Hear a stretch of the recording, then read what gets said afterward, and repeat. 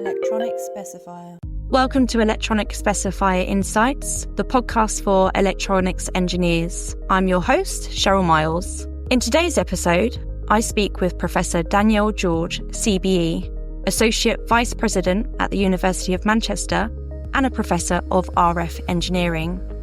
We speak about what first attracted her to engineering and what more needs to change to encourage more women into the industry, as well as the support the University of Manchester offers women, both staff and students, for career longevity.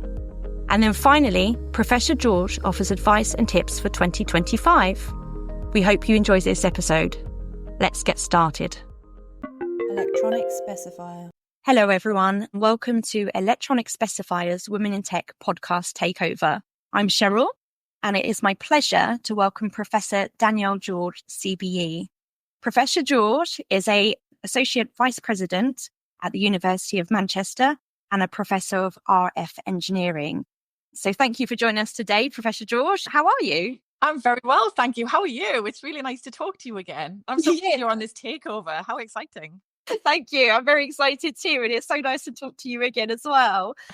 So why don't you tell our listeners just a little bit about yourself and your background? Yeah, so as you said, Sheryl, I work at the University of Manchester. That's sort of one of the biggest universities in the UK. We've got around just over 46,000 students. I teach there, I do my research there. And as you say, I'm Associate Vice President, so I have sort of a leadership role as there as well.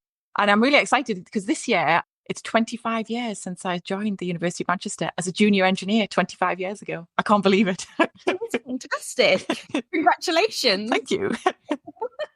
So can you tell me then a little bit about the University of Manchester, who they are, what they do? Yes. So as I say, we're one of the biggest universities in the UK.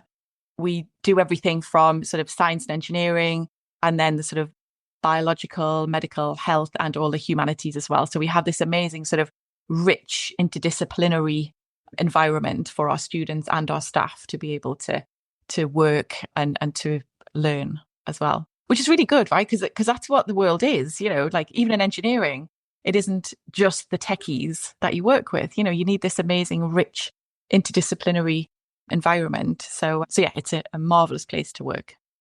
That's fantastic. And yeah, you're right. It's not just all sort of, like you say, techie. You do need a robust team of people around you. So that's amazing. So going back a bit, when we last spoke, you talked about your natural curiosity of asking both why things work and how they work too. And you said that your parents were a great support for you, and that if you didn't know something, they would help you find the answer to that question. Yeah. Would you say that this parental support and encouragement is what first attracted you to engineering? I think it probably was. I just didn't know it at the time, because I think all children are attracted to everything. You know, they're just curious and it's amazing, you know, and have this amazing imagination. And so I think as children, we're attracted to literally everything. And then every now and again, for some reason, some things just sort of stick a little bit more than other things. And I think without the support and the encouragement from parents or carers, they just become unstuck again. So my parents really supported me when that sort of science and engineering, that why and that how stuck for me. And they helped me keep it stuck, you know, throughout my sort of childhood. And then obviously as I grew up as well. Fantastic. And I think you're right about that sticking. I think when you have an interest in something and it's what is a natural fit for you, it does stick in your mind. Yeah. Great that they supported and encouraged that. So if we fast forward then to now, and you're a leading figure in the industry and an educator of younger minds, which makes you a fantastic role model. So what advice or encouragement would you give to someone who has that innate curiosity, but doesn't necessarily have the support or encouragement to explore it? So I would say, for me, the most important thing is always have the confidence to fail. And I guess that's easier for me to say now that I am more advanced in my career. But we should always have that confidence to fail. Curiosity is the most underrated quality, I think. with enough curiosity, we can learn nearly everything. It's that spark behind every spark of every great idea and major breakthrough that we have. And it admits that we don't have all the answers, which I think is really important. And it recognizes that not only is that okay, it's actually essential to growth and that sort of mindset growth. So I would say have the confidence to fail and to show your curiosity. Never sort of hide yourself behind a bushel. You're curious, and that's brilliant, and it doesn't mean you know all the answers, and it doesn't mean you're going to be perfect all the time. You are going to fail, and that's absolutely fine. We should celebrate it more. That's a wonderful, wonderful idea. And I do think you're right, because the only way you learn is by failing. So you shouldn't have that fear. I think there's an old acronym, isn't there? Fail means first attempt in learning. Yeah, I think that's a wonderful piece of advice. So how does the University of Manchester support and prepare women for their engineering journey, whether that's in academia or in industry? Yes, so we have, as lots of companies and universities have, some great support for women in technology and in engineering, and sort of courses, that members of staff can go on, etc. We also do quite a lot in terms of our students as well. So we put together something called the Beatrice Shilling Scholarships for getting more women involved in engineering. And if you don't know who Beatrice Shilling is, she's the most amazing engineer, World War II era. She actually brought the Battle of Britain to a shorter time frame, because she developed this basically like an O-ring that went into the Spitfire aeroplanes. That meant they didn't sort of run out of fuel or their engine cut out when they were in a sort of a dogfight with their sort of German counterparts. And so she's the most amazing woman. And she was actually the second female engineer at the University of Manchester. So in our archives, we've got this just rich history of stuff from Beatrice Shilling. And it's really inspirational. I think one of the best things I've seen is this is a slight digression, sorry, but there's a logbook, one of those sort of big old fashioned logbooks. And it's when new students were coming in and they'd have to sort of sign in their name, to say they were a new student at the University of Manchester. And the first column is already written in with Mr. So she crosses that out and puts Miss, and really sort of, you can see her sort of scratching it into the page, Miss Beatrice Shilling. So yeah, this amazing lady. And so what we decided at the University of Manchester was we'd use this most amazing lady to inspire that next generation of female engineers. And so we have scholarships which are supported through philanthropic ventures. And so we have over 100 students now, female engineers who are Beatrice Shilling scholars, and go back into the community, into schools, and show just how amazing it is to be an engineer and how it's brilliant to be a female in engineering as well. So I think it's really important that as universities, we not only do stuff for our staff, we do it for our students as well. I think advocacy from a member of staff perspective, advocacy is really important in that sort of equality agenda. So being an advocate for overlooked co-workers is a really powerful way to foster that sort of welcoming and inclusive work environment. And we do quite a lot of that at the university as well, because I think it signals that not only are you an ally and a friend, but it lets the employees know that they're valued as well, which I think is really, really important. So we've also done quite a lot of work around promotion. What we found was that advancement tends to depend on people sort of nominating themselves for promotion. And we also found that women were nominating themselves far less frequently than men were. So we instituted a program to sort of teach our female members of staff how to promote themselves, and actually making it clear that they were expected to do this.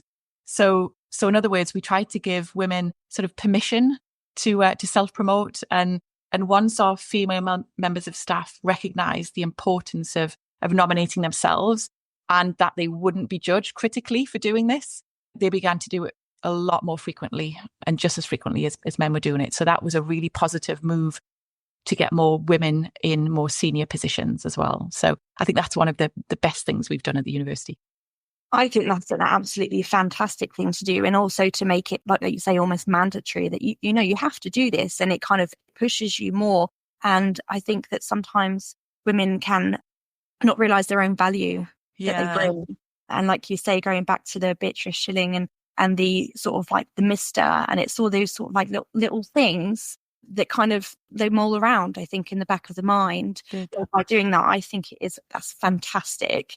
So what more do you think needs to be done in order to change the industry to allow women sort of longevity in their careers? Yeah, so we've definitely come a long way, but there's definitely a lot more we still need to do. We still have those stereotypes. So breaking those stereotypes of what it is to be an engineer and what engineering actually means, build confidence. We need to do more of that.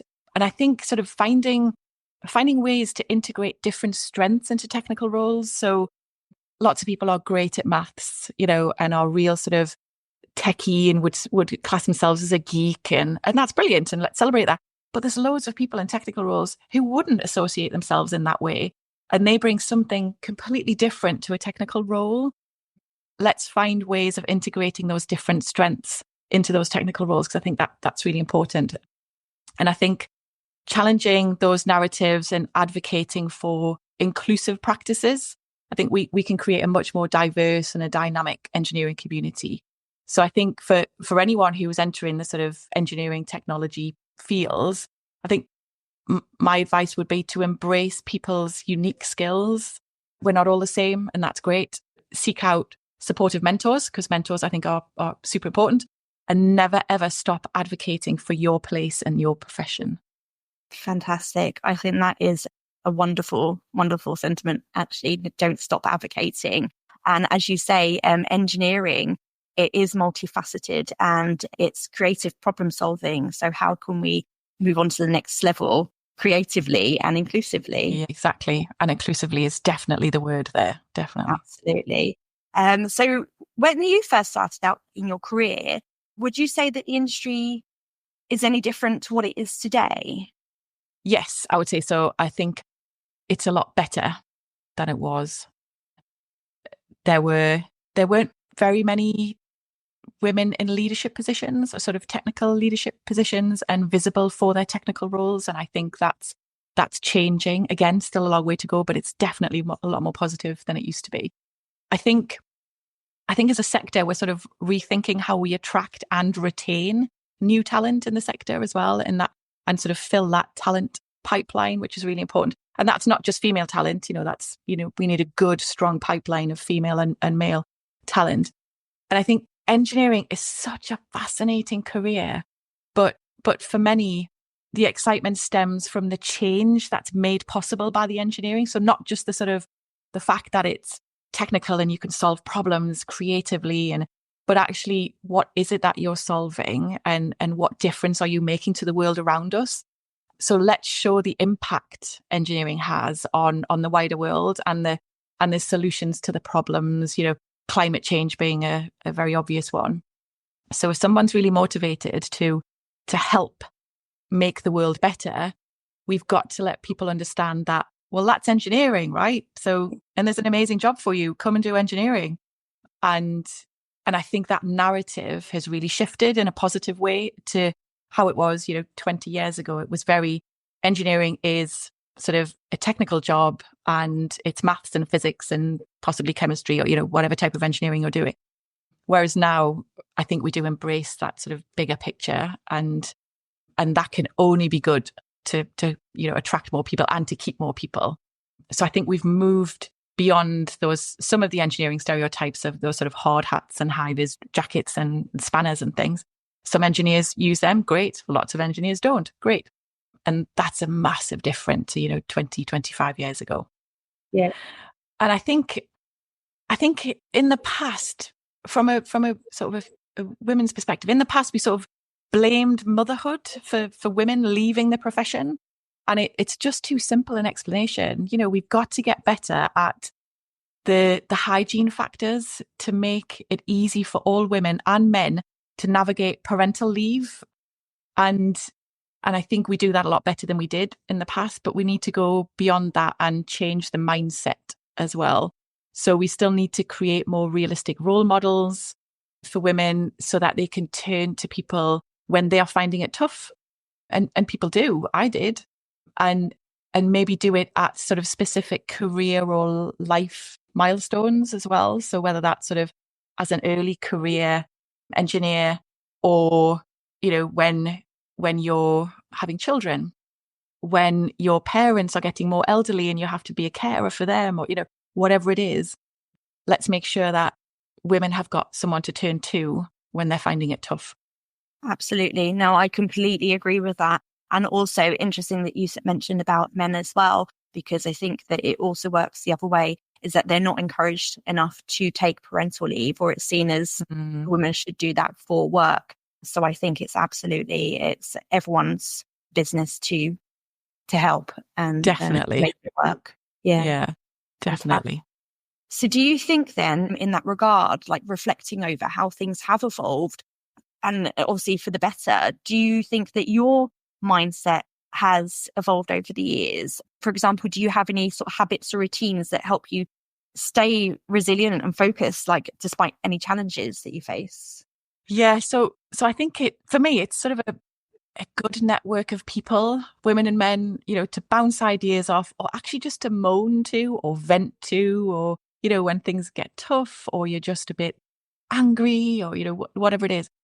And I think it's good to do that in a very safe space, you know, so with people that you absolutely trust.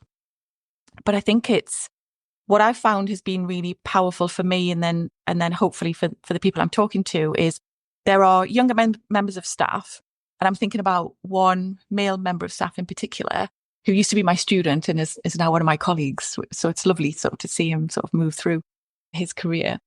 And he was finding it really tough going through parental leave, because he wanted to be that great father and to be there not only for his wife but for his child as well.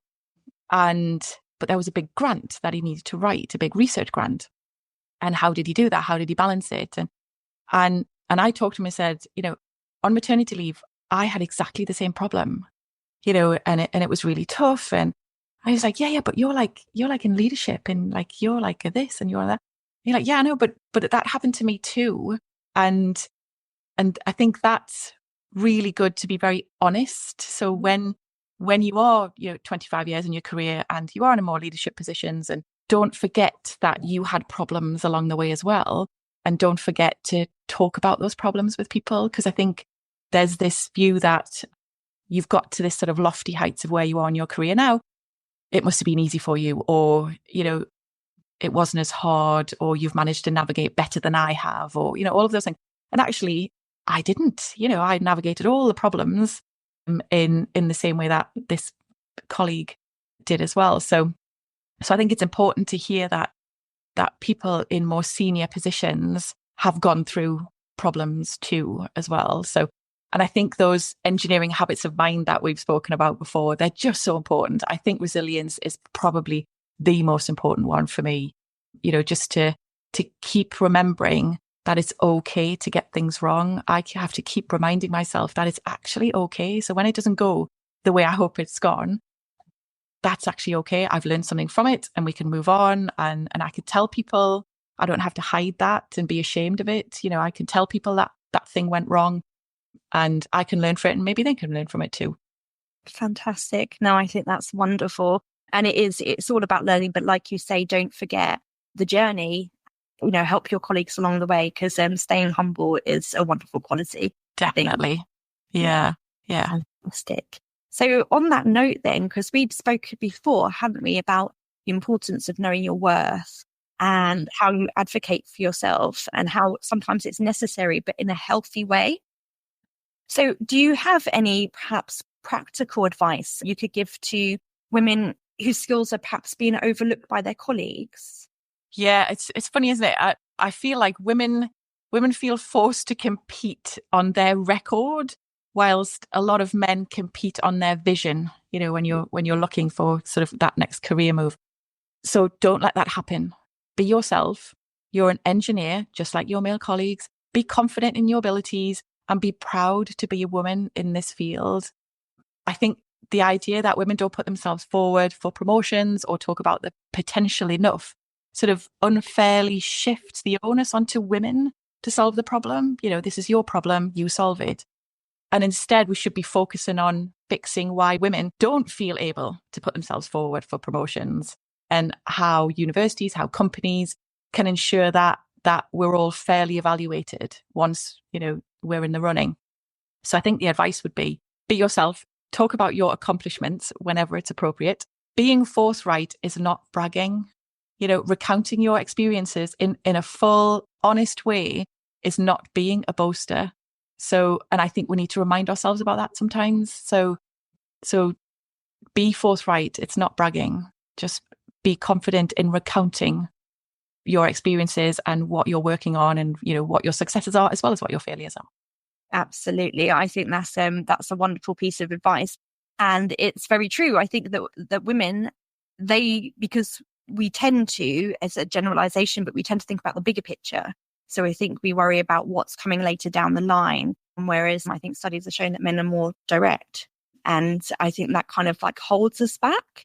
But if you just, like you say, you're an engineer, this is what you love, this is what you do, just remember that. That's the most important thing. Like, remember who you are, and it'll take you far, I think. Yes, definitely. Yeah. And it's sometimes hard, and you need encouragement. That's why you need people around you. You need a network, you need a mentor, people that you can talk to in a very safe space, because people do need to remind you about it. Absolutely. So now we're almost into 2025. Can you believe that? I know, yeah. So do you have any tips that you would like to share with our listeners, whether they're male or female, about how they could perhaps change their mindsets in 2025? Yeah, I think find that truer sense of purpose that translates to more people seeking out a career in engineering. So we have technical challenges that people can now see and understand much better than we could before. And I think people can see their role in tackling them more as well. Back to what we were talking about before with sort of climate change as an example, people want to try and make the world better around them. We then need to make that translation into, okay, well, you need to be an engineer then, because you'd be great at doing that. And that's what engineers do. So, come and do that. I think we need to get the right minds engaged as well. We can't afford to miss out on a massive, significant chunk of the population who could be helping tackle these issues, and for who, for whatever reason, haven't yet considered a career in engineering. So let's engage all of the minds, and let's make it their choice to decide if they want to do engineering or not. And that's for men and for women, for boys and for girls. Let's make it their choice, not we have decided that it's only for boys. It should be for everyone. Then they can decide if they want to be an engineer or not. And I think just specifically for our male listeners, be valued as a male champion who lives gender equality in your own life, at work and at home, and who role models equality, fairness, and mutual respect. That will help so much to show that this isn't a problem for just women to solve. I think when men support leadership and women's leadership, they're creating a more just and equitable society for everybody. And they're also sort of modeling positive behavior for future generations, which is so important, for our children to see that equality in men and women in technical fields, and create a world where everyone thrives regardless of their gender. Fantastic. And I think that's so true. It's not just for women to solve. We're all in it together. I think it's absolutely fantastic points that you make. So is there anything else that you would like to discuss? Just that, I hope your listeners agree with this as well, but I think it's so important for us to talk about this with children as well. And I mean primary school children. My daughter is nearly 10. Can't believe it. But, I feel like I still have to work really hard to make sure she understands that women in engineering is just normal, because she hears it in the home, but then there's sort of these weird things that sort of creep in from other people. And then I'll hear very strange things from her, like, oh no, that's for boys. You're like, whoa, where did you hear that from? And so making sure that boys and girls see female role models, female engineers at that young age, because then it feels like if we do it, then we're stamping it out, within a generation, it will be stamped out. So when my daughter and her friends are my age, it will be absolutely normal to have, let's say 50% male, female, in engineering. And why would you bother having International Women Engineering Day or, all of those things? Why would you have that? That's weird because it's just normal, right? Why celebrate women in engineering? So it would be great to get to that point. And I think the more we do with children and talk about it with children, the quicker we'll wipe it out. So in that generation, it will be just normal. And that would be such a great place to be, I think. Absolutely. I think you're completely right, because children, when they're especially in primary school, don't have that bias. It's learned, it's picked up by subtle cues, etc. So I think that's a very, very good point to make. So yeah, absolutely. So I think we need to, as engineers, we need to spend some of our time doing that as well. It's really important that we obviously try and make the world a better place, because that's what we want to do and that's our passion. But sharing our passion, like we were talking about before, share that passion with people, including children, is really, really important to making sure that the next generation are inspired to work on these amazing challenges that we're facing. And I think that's important as well as engineers to do that, because you have like you say, the passion behind it. You want to, this is like almost like a calling, isn't it? Like you don't fall into engineering by accident. This is something that you work towards because you want to do it. And I think sometimes that gets lost in translation at schools as well, because the teachers are told a curriculum, so they have to teach it. And there's not always necessarily that passion behind it. And if you can just spark one person in a class to say, yes, this is what I want to do, exactly, then I think that's worth its weight. Yeah, it really is. It really is. It would be so great, when my daughter is, in her 20s, 30s, to be able to have so many options and to feel that it's just normal. And she can choose, she might be an engineer, she might be an artist, I don't know.